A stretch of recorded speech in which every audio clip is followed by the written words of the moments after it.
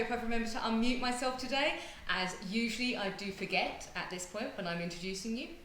Do let me know if I am unmuted, otherwise I'll go back and start again at the beginning. So today it is Thursday the 24th of September. I do not know where the year has gone, and we're going to be joined in a moment by Reagan. But I'm just going to give you a little bit of a reminder about Croydon Vision, what we do here. We support and enable people with sight loss, and we change how you see. So if you have sight loss, do ring us first and then pop down and visit us, and we will see what we can do to help you. We are in the resource centre again today, and we are going to, well, we've shown you a bit about the resource centre before, I'm sure we'll show you again. And I just want to remind people that our AGM is coming up.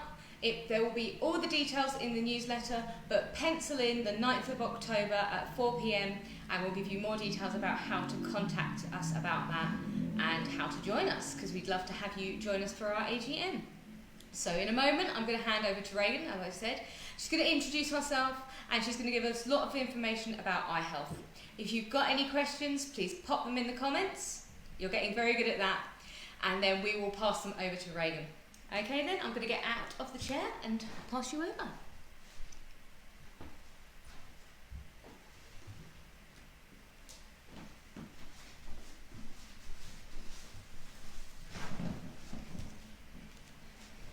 Good afternoon, everybody.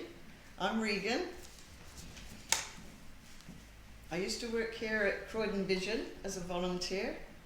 I was nursing in eyes since 1967, so I've got a little bit of an idea of what it entails. And of course this week then it's National Eye Health Week, which takes place from the 21st to the 27th of September. And I'm going to take some details from the BAME, the BAME Vision Committee paperwork, if they don't mind, because it's very informative about this week. And eye health obviously is very important.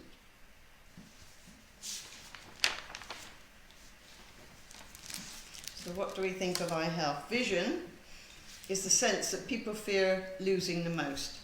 Yet many of us don't know how to look after our eyes. National Eye Health Week aims to change all that to help promote the importance of good eye health and the need for regular eye testing. Just ask yourself, when did you last have an eye test? Or your family? Just ask. Let's see now, lifestyle. Diet, nutrition and hydration has a lot to do with an impact on our eyesight. However, a recent survey revealed that 60% of people living in the UK have no idea about the link between a good diet and healthy eyesight. The vitamins and minerals found in fruit, vegetables and other wholesome foods can help protect our sight and keep our eyes healthy. Natural foods that are really beneficial to eye health are generally those that are colourful in appearance and contain carotenoids, which are essential for healthy eyes. Fruits such as orange, blueberries, grapes, mango, and vegetables such as sweet corn, carrots, butternut squash, red peppers are all really rich in carotenoids and act as antioxidants, which are nature's way of getting rid of harmful cells and keeping our eyes healthy. So really, we should eat a rainbow a day. I heard that magic word, antioxidants. Does that mean I can just survive on drinking loads and loads of tea, because apparently tea's full of antioxidants as well? Or is that not quite right? Not quite right. All in good... all in moderation. All in moderation. We can all eat and drink everything in moderation. Yes. And I also remember a couple of years ago, I think it was Macular Week, something about eat green. Green was very good for helping your eyes. Yes, greens, exactly. Kale, broccoli, spinach. But the thing is, then you must be very careful with fruit and veg if you're on other general medication. You do get some interactions between general medication and other fruit and veg. So if you're going to do anything, change your healthy lifestyle for an even healthier lifestyle, please make sure you talk to your own GP or talk to your pharmacist, who is a depth of knowledge in all medication. So do go and talk to your pharmacist if you want to change anything. And certainly, they even say soy is known to be very beneficial for good eye health because it contains vitamin E and some natural anti-inflammatory agents. All other foods above, as I say, eat a rainbow a day. Many others, including eggs and oily fish, such as salmon, mackerel and tuna, all naturally contain essential nutrients that would benefit for healthy eyes. On the other page here, it says, research has shown eating fish just once a week can reduce your risk of developing early AMD by up to 40%. I like that because I like my fish. Does it work with seafood as well, or does it have to be fish?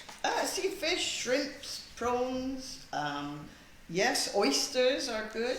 Oysters are zinc, and zinc is good. We've had a question here through from a member. It says, let me bring it up. Reagan, I should have an appointment with Moorfields, however, I'm a little nervous around going into the hospital due to COVID-19. Are there robust or adequate measures in place to protect me? And I think that's, what are they? Oh yes, you will be. There are now. Are you talking about local Moorfields? Because I'm at Moorfields at Croydon. Let's say Moorfields at Croydon. Moorfields at Croydon. We now have a green end to the hospital. Green entry is where you're COVID free, which has been proven after your throat swab to go forward for surgery. Otherwise, you go to the ordinary entrance to go to clinic, and there's no coming between the two. There shouldn't be any link between the surgery end and the clinic end anymore. We don't want to transfer any infection. So yes, certainly when you go into our clinic, you will be greeted at the door. You're given some squirty on your hands, some alcohol rub.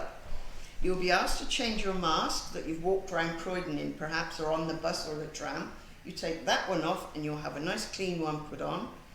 And then you go round into the main clinic area where there are special seating arrangements, sort of do's and don'ts sitting on the seats, and there's ones for your carer as well. Normally just bring one other person with you, which is always nice if you come to eye clinic, because you never know what they might do to you, eye-wise or drop-wise. So do bring somebody to be with you, but certainly they are robust. And you will find when you sit down at the slit lamps, etc., for the doctor to see you, they've got their shield in front, and also they probably have their face masks on as well. And also any of the other technicians, where they're doing your visual field, your visions, they're all wiping down chairs, wiping down, which we've done for years, or automatic nurses sort of infection control, but a little bit more stringent these days perhaps, especially when you come into clinic. And Julia, the ECLO, Julia, will yes, say what an ECLO is in a moment, for those of you who don't know, says this is standard for all of our clinics. So exactly. If you're going to any Moorfields, whether it is City Road, Purley or Croydon, same. Obviously it's going to be very stringent, yes. We have to be very, very careful. And sort of the two, what do these mean? We've got, what does AMD stand for? Oh, sorry. And also, because I just said it, what does the ECLO stand for? Oh, right. AMD is age-related macular degeneration, which is more common, obviously, in older people. And ECLO is the eye clinic liaison officer, who is there waiting to help you with any little query you might have with anything from registering visual impairment to your next appointment. She's a wealth of knowledge of everything. Eye drops, putting in eye drops. Do use your ECLO, because they've got a little bit more time perhaps than all those nurses scurrying around in clinic. She's a wealth of information. And as we've heard, she's on with us today as well, so I'm sure if there are any questions that lovely. Reagan can't answer, but I doubt there are any of them, Julia's here along with us. Exactly, brilliant, well done. Hello Julia, hi. Just say hi to you as well.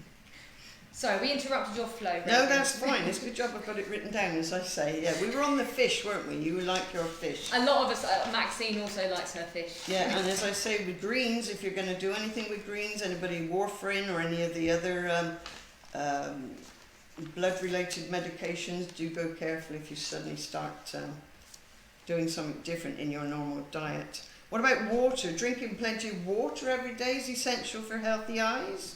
Dehydrated vision is not very good. They become dry and sore, causes you a bit of eye strain, leads to blurry vision, headaches, migraines. Normally a headache in the hot weather says please drink, so drink water. That also contains oxygen that goes to your brain and eyes, and we all know we can't live without oxygen. And it's really important to make sure you're drinking plenty of water unless you're on any certain diet or any precautions for drinking water. I think they do say you should be drinking about, what's it say here? What are the latest numbers, Reagan? Pardon? What are the latest numbers? They Well, change 6 up to and 8 glasses of water every day, so that's sort of like a beaker every hour for about 8 hours, I suppose, about 1.5 litres, 2 litres. It depends really on, but then if you think if I'm going to drink, I'm going to, want the loo and things, but try and drink some water, especially in the hot weather, which seems to have avoided us today. Does it have to be plain water? Well, you could add a little bit of flavour to it, but be careful with what you're adding to your water, because then you get your calories sneaking up. Because those are one of the things you should be watching as well, is your weight. And let's see, let's have a look now. Food Standards Agency said drink 1.5 litres of water every day. And more if you're exercising or if the weather is hot. Unless obviously medically advised otherwise. And so watch your general well-being as well, your blood pressure, your blood sugars, and your weight. Then we come on to exercise. According to evidence from Moorfields Eye Hospital, our eyes need oxygen to stay healthy and comfortable. There is growing scientific evidence that aerobic exercise can increase oxygen to the optic nerve and lower pressure in the eye. Reducing the pressure can help control conditions such as high blood pressure and glaucoma. Lack of exercise is said to contribute significantly to several eye conditions, especially to those over 60.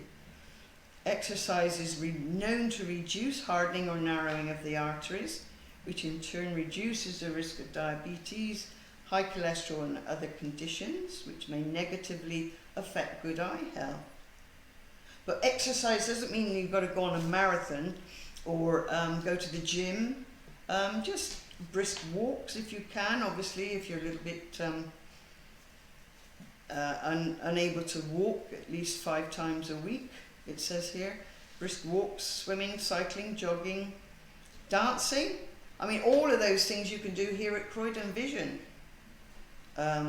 Certainly, I don't know about the swimming now. I don't think they've got a swimming pool yet, have they? We haven't got a swimming pool yet. You haven't got the pool yet, no. But certainly you can do a little bit of gentle yoga, they do here. Also dancing, they do.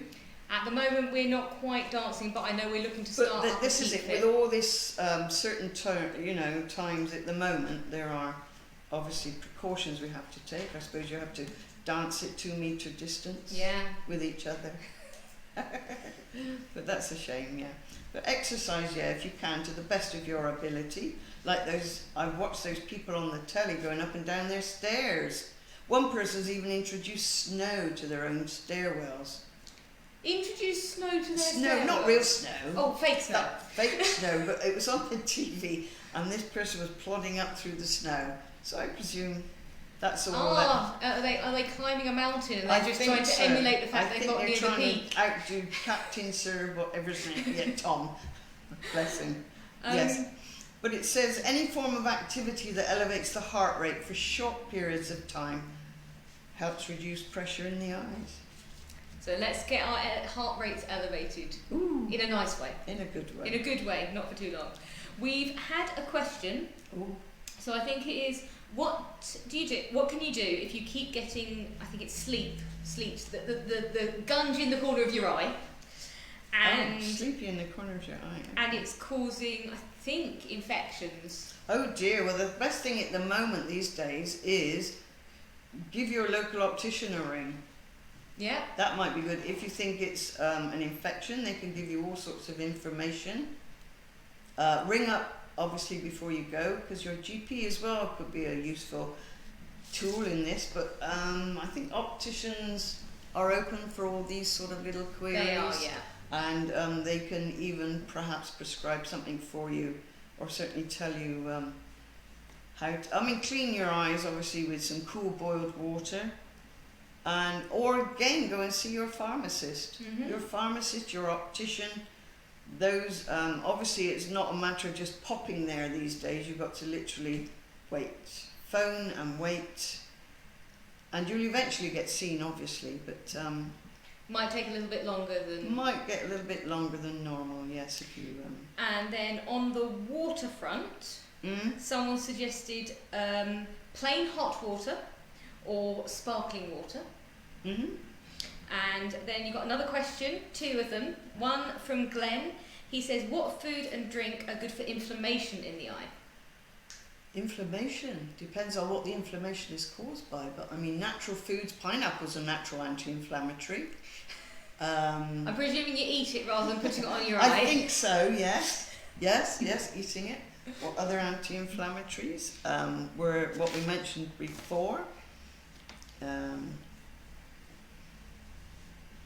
Let's see now, what other things? Drinking. The other blueberries mentioned in there. Blueberries we had, yes. I think that might be another one of go and see I think, yeah. A professional. I think so, yeah. It goes to the opticians or... And I'm sure you'll get... Pharmacist, yeah. Okay. And I'm sure you'll get there eventually. But Julia asks about the effect of smoking and AMD. That's coming, Julia. That's coming. I've got the next one is alcohol. What was that? Alcohol. Oh, alcohol. Alcohol okay. is next. Yeah, we've done the exercise. We've done the diet, nutrition, and hydration. Anti-inflammatories, as I say, pineapple, soy. They say is an essential natural anti-inflammatory agent. But I don't know if that's soy sauce or soy, the original soy. Oh, we don't know. I don't know. We might have to look into that. Yeah, we'd have to Google that one. Yes. So water, and then it comes to alcohol, which is a diuretic that causes dehydration. So this is due to excessive loss of fluid, either through spending a penny or sweating. As stated previously, dehydration is not good for eye health. In addition, alcohol raises blood sugar levels, which could lead to blurry vision, as we know, as we see them going down the road there, as it causes the eye's lens to swell, which reduces the ability to see. And it can take up to 24 hours with no more alcohol consumed for blood sugar levels and vision to come back to normal. So really interesting. If we drink too much alcohol, our blood pressure rises, which in turn increases possibilities of hypertensive retinopathy at the back of the eye, which causes damage to the little vessels at the back of the eye and the blood flow to the back of the eye. The higher the blood flow and the higher the blood pressure and the longer it has been elevated, the higher risk of damage. And this condition gradually improves if you stop drinking and lower your blood pressure. So is this everything in moderation? Everything in moderation. Excessive drinking, even for a short period of time, interferes with your liver's ability to function, because it reduces levels of special things that are antioxidants that help protect against common eye diseases. And advice from the Department of Health recommends men should not drink more than 3 to 4 units of alcohol a day, and women should not drink more than 2 units a day. But what's so a unit? What do we do in lockdown? What's a unit though? Could be a pint or a glass of wine. Smoking. There we are, Julia, we're on to your Smoking. question. Naughty. I found somebody outside Vision Express the other day. Here, and he thought I was cheeky, I expect. They were there promoting they're going to give £3 for every vision test to macular degeneration, to macular society, macular this and macular that. And he was outside smoking. I said, that won't help your macula, will it? And he hung his head. And I don't know what happened, whether he's given up since then, I don't know. Probably thought I was a bit cheeky. But smoking, yes, go on, sorry. Before you get on, we've had a couple of questions sort of related-ish to alcohol. Because it's to do with blood sugar. Oh, yes. So the question is, would eating sweets or drinking fizzy drinks have a similar effect with the raising of the blood sugar? Well, it depends on fizzy drinks, what fizzy drinks are made of. You've got to read the label. Because no added sugar doesn't mean there's no sugar. You've got to be very careful on your labels. Orange juice is one of the terrible things for being very, very high in sugar. Is what? Orange juice. Although it's all natural sugars, it's got a lot of sugar in it. You've really got to read your labels again, if you can see them okay. So the answer is sweets and fizzy drinks might have a similar effect with the raising your blood sugar. Exactly. Anything you eat and drink can raise your blood sugar all throughout the day. So you've got to be very aware. Moderate, yeah. Certainly. So we'll let you get back on to smoking. So that chappie, I don't know outside Vision Express, I don't know what he thought. But I know we've always been told for generations that smoking has a close association with strong or malignant hypertensive retinopathy because it causes damage to the tiny delicate vessels that supply blood to the eye's retina, which is the area at the back of the eye that allows you to focus on images. I think you lost me a bit there in the science. Strong links with hypertensive...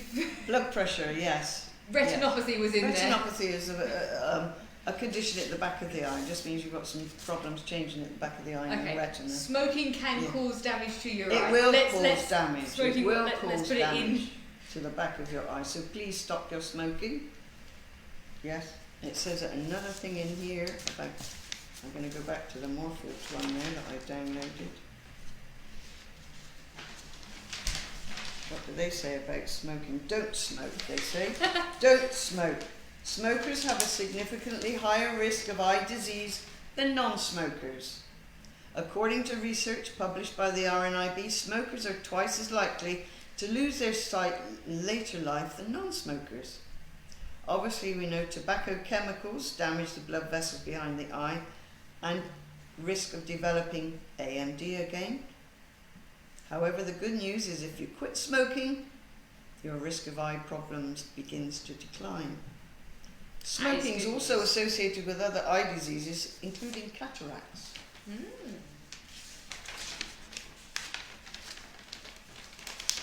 So please don't smoke. It doesn't smell nice anyway, and it costs a lot of money. I know it's very hard if you do smoke, but there are ways and means that you can help by going and talking to people who can help you stop smoking. There was quite a purge on it in the hospitals a little while ago, and so there are still clinics around that can help you to try and stop smoking. You'll feel the difference, but it's easier to say if you don't smoke, give up smoking. But if you are a smoker, it's very difficult, I think, perhaps without help, to try and stop smoking. We've had someone comment about saying they knew about cancer because that's one of the things that's always really linked with smoking, but didn't know about eye health. And maybe it's to do with our education as a younger age. It might do, because cancer is that bad word, isn't it? Everybody dreads that C word. But the thing is, if you smoke, it goes into your system, it goes round your system, your blood supply carries all those horrible chemicals all round. And I mean, when you think of it, when you look at your eye, you can't see very many blood vessels there, can you? So they're very, very microscopic. So anything that's in your system is going to affect the tiny weeny ones very well first, I should think. It's a bit like diabetes, really, you know. It affects the very tiny vessels in quite a degree, so please look after your blood sugars too. We're all going to be making sure we stay healthy. And what else? What about the sun? Well, it's not with us today. Yeah, but the sun can be just as strong in the winter as it is in the summer, can't it? Well, this is what they say. The sun, let's have a look again at this one for the... Also, get a good night's sleep, it says here as well. Good night's sleep can help your eyes feel bright and refreshed. Lack of sleep and fatigue can lead to your eyes becoming sore, irritated, puffy, red and bloodshot. A quick fix for relieving your eyes from any discomfort. Eau compresse. Wet tea bags. Did you used to do that after the swimming baths? Slices of cucumber. Cold wet face cloth over your eyes. Lie back and relax for 10 minutes. I presume the tea bags have to have cooled down, not just Yeah, straight that's out what I of the said. cup Cold tea. tea bags. Okay. Yeah, cold tea bags. We had a question here. Does spicy food affect your eyes? Spicy food. Some spicy foods can. Some people can't tolerate them very well. So is this it depends on you? I think so. Yeah, it would. Yeah, I mean, I think there is something that looks into it that says spicy foods are connected to. And then you mentioned about refreshing your eyes. What is the sort of standard view on these over-the-counter eye mist or eye drops to make your eyes feel... Well, the thing is, again, you shouldn't go buying anything off the counter without going and talk to somebody first. Okay. If you take it up to the counter, either ask to talk to the pharmacist, because if you've got any underlying eye problems and you're using other eye drops, perhaps it could have a counterproductive problem with your eyes. Okay. It could be, certainly just don't go and, I mean, some people have had terrific side effects, allergies to these sort of things over the counter, so please either read the label or go certainly and talk to the pharmacist who's going to sell them to you. Brilliant. And then I don't know if this might be outside your area of expertise. Stem cell research. Oh, that's going on all the time. That's fabulous. But the thing is it's slowing down now because where's all the money coming in? I mean, a lot of this depends on people donating.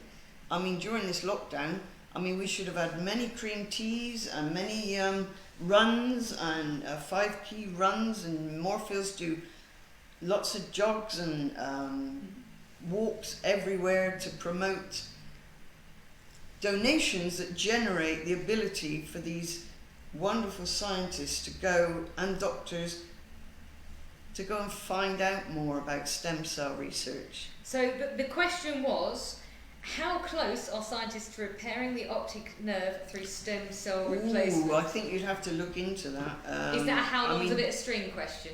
It is, yeah. I think you'd have to, I mean, I'm sure that's their main aim, but the optic nerve is very, very, that's the only part of the living brain that you can see from outside, is your optic nerve. I like that. That might be a useful quiz fact. That's a little bit of a doodah, isn't it? Yes. The only part of the living brain you can see from the outside. So please take care of your optic nerve. So yes, stem cell is the way that's happening. There are lots of research is going on. There's lots of people at the moment undergoing it, have had stem cells done. There are different ways these days of producing stem cells. So hopefully it's going to be very, very near.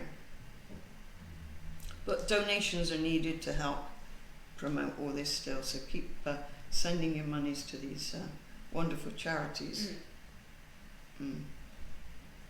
We were going to talk about the sun, weren't we? Anybody? We were. Sorry, I got in there. Do Damages sun, of UV light, isn't it? Excessive exposure to the sun's UV rays. I think you might be okay today. But this is the one they say about exercising, where they say about going skiing and things. Those are sort of exercising. But obviously, the most injuries caused on the ski slopes are not from broken bones or from ski poles landing in the wrong place. It's from the reflection of the sun or the blue skies on the snow reflecting into your eyes, damaging effect of ultraviolet rays. And they say by the age of 18 we will have already been exposed to too many UV rays, so don't find it's ever too early to start protecting your children's eyes. Never look directly at the sun. Even when you think, ooh, there's a solar eclipse, don't do it. By the age of 18, we've had more than half a lifetime's worth of UV light absorbed into your eyes. So make sure your sunglasses are at least 99% of UVA and UVB light, and look out for the CE or BSEN marks when choosing sunglasses. Try and buy the best you can afford. Oh, sorry, that's 4:30. That's that's the alarm. We've prattled on a bit, haven't we? That's okay, and keep we've going. only just got to the sun. I think we're all really interested, so if you've got the time, we'd love you to keep going, Ray. Oh dear. Okay. So the sun, yes. So what are we doing for the sun, ladies? You wear your dark glasses, wear your brimmed hats, and gents, you wear your peak caps, sunglasses. It's quite bright at the moment today, so you could still have some damaging effect from the UV lights. And don't forget, blinking is another thing you forget to do when you're on your computers, talking about light and exposure to lights and things. Do forget to blink, don't we, when we're looking at the computers. And can you see over the computer monitor? You shouldn't be looking straight at it, you should be looking down at an angle to it. You can Google all this on your or you computer can safety. Contact us and we can help you as well. Contact Croydon Vision, yes, certainly. Anything to do with techno, Catherine. And Olive. And yes, certainly. Have to do with that. And about blue screens, we had Drew in on a couple of weeks ago on a Facebook Live talking about blue light blockers. Exactly, yes. So it's not just the light you get from the outside, it's also the light we bring inside. Exactly, especially if you're in the bedroom at night and you've just got this little, like the kids do, they just have their screens on. Really, I think they advise the background should be as light as your screen. Otherwise, you can get some damage or sort of eye problems from looking at screens. And we forget, as I say, to blink. And also, you should be looking at it for perhaps 20 minutes on, 20 minutes off, and then take your eye from the screen over to the distance for a while. I think is it 20-20-20? 20-20-20, yes. 20 minutes on, and then look away 20 metres for 20 seconds. Yes. Is the rule of thumb. Try and then blink, yes. We've got a couple of questions come through. Oh dear. So, when we were talking about light, they're all sort of related. Does it include flashing lights? I suppose to a certain effect. I mean, certainly. And then I think we might need a bit of clarification from Maxine. Maxine says, what are BSM? Did you say BSM? Well, that's the British Standard, BS, sorry. Okay, BS is the British Standard. British Standard, and the CE, the kite mark. Okay. Which is the European standard, isn't it? Letters that show up on sunglasses. Exactly, you've got to, wear dark glasses. And then Maxine says, due to her eye condition, she can't wear sunglasses. Okay. What else could she wear?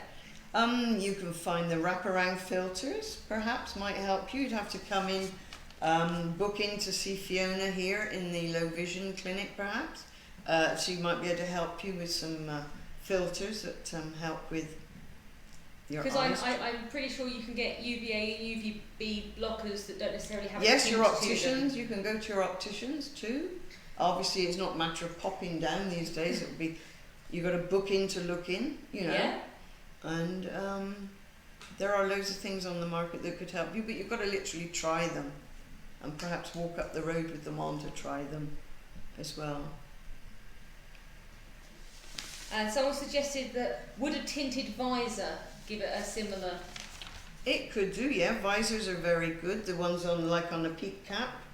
You wear visors, and they do help protect your eyes. Yeah, certainly you could try those. It's all a matter of just trying. I find in really bright weather, like midsummer, I often have to wear a hat and my sunglasses. Exactly, otherwise you get a whiteout. Coming from downwards. Yes, that's a lot. Yeah, that's good. Yeah. So don't feel afraid about layering up lots of different protection. No, exactly. No. Let's have a look now. You're on the sun. The sun, we did the sun, We did the sun. Yeah, well, you get sunburn. We sit in the sun, don't we, and our skin gets sunburned, but our eyes are there as well. And we tend to forget the same thing that happens to your skin, happens to your eyes if you're sitting in the sun unprotected. And then you can get that sort of, there's a nasty painful condition in your cornea, which is at the front of your eye, that reacts to the sun. What about foggy glasses when you're wearing a face mask? I think we've definitely asked that question before. If you've got any hints. You've done that before. We haven't found a good answer, so if you have any hints and tips, please let us know. You've just got to try. We've got to learn to breathe in a downward direction. How do you do that? You hold your upper lip over your lower lip and blow downwards as if you're playing a flute. But okay, I'm not going to change my mind as a flautist because you don't do it that way, but never mind. But it says here, joke, stop breathing. I'm not going to advise we stop breathing. No, okay.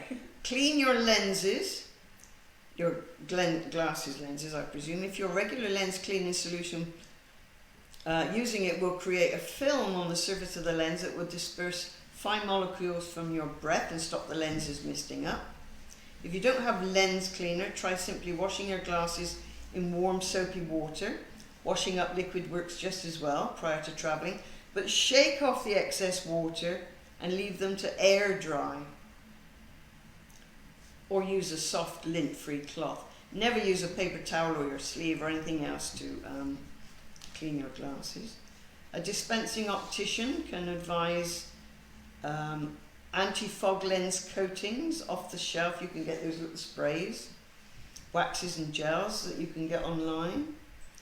Seal it up. Use double-sided sticky tape to ensure your mask fits snugly across the bridge of your nose and cheekbones.